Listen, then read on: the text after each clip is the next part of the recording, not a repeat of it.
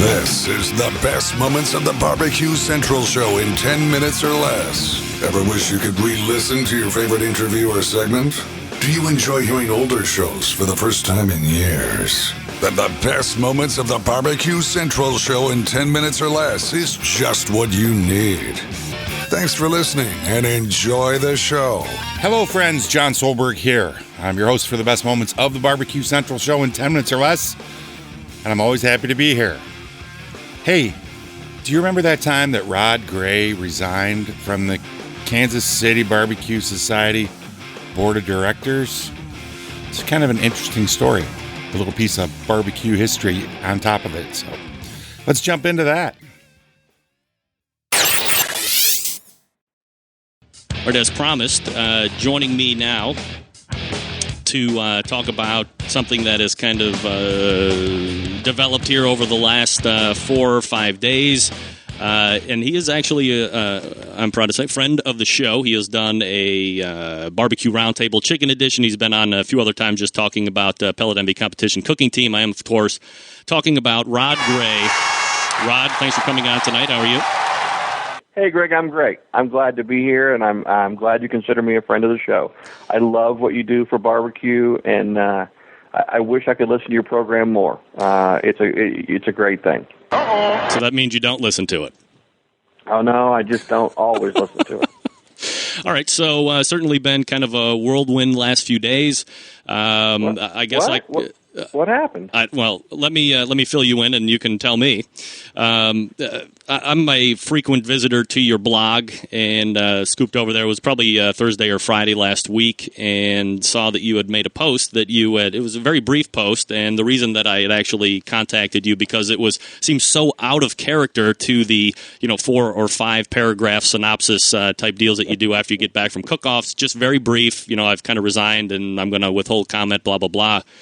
So I had reached out to you over the weekend, and you said that you would come on Tuesday to talk about it. So maybe for the folks that are listening tonight that maybe don't have the full background on you, obviously you're a competition barbecuer, the pitmaster Pellet Envy competition team, but you have also been on the KCBS board for a number of years. So kind of give us the background of your KCBS experience and the positions that you have held in the past. Well, as you know, I've been a board member for KCBS for about 4.5 years. I was in the middle of my second term. I've been on several committees, and have been the secretary, the vice president, and until my resignation last Thursday morning was the treasurer and finance committee chairperson. So yeah, I've been around it and have some experience in it. Quite a bit of experience, actually, for my short period of time. Now, a lot of guys get into the competition side, and really that's all they want to do. Was there any type of precipitous event or any type of inspiration to you that you said, you know what, I'd like to take it even a step more than just competing. I want to get on the KCBS board and kind of help steer the ship in a vision and a direction that I would like to help it go into. Not so much in a division or a direction that I would like to go to. I just wanted to give something back to barbecue, and I'll tell you what was my inspiration for wanting to run for the board. The rules meeting, until I was the rules committee chairperson, used to be held in November in a little room in Lenexa, Kansas, a community center.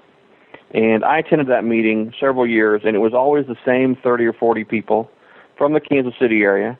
Once in a while, someone would travel in from a great distance, but primarily that was the group. And the saddest part of that was that the rules for the following year were shaped and formed in that room by mostly Kansas City people. Now, I live here, and I'm not against Kansas City people, but KCBS is a national organization, if not an international organization. And one year, well, actually the year that made me decide to want to run for the board, Greg, was the year that the discussion went on and the vote went down to change our scoring system, to stop using the system that started at 9 and looked for reasons to deduct, and instead find a system that started at 5 or at 6 or at average or whatever it was, and move from there, which a lot of people will contend has been an issue ever since. I will disagree with most of them because the cream still rises to the top. The same teams are winning. But that was the turning point for me. I felt like KCBS took a system that wasn't broken and tried to fix it. Yeah, it needed a tweak or two here or there, but we didn't need to throw the baby out with the bathwater and start over the way we did. That was why I decided to run for the board. By the way, so that this gets out there for sure, I did not win my election that year. One of the existing board members was determined that he had served his 2 terms, and so to adhere to the bylaws, even though he won a 3rd term, was not able to fulfill that term, and I was placed on the board. It wasn't from winning an election.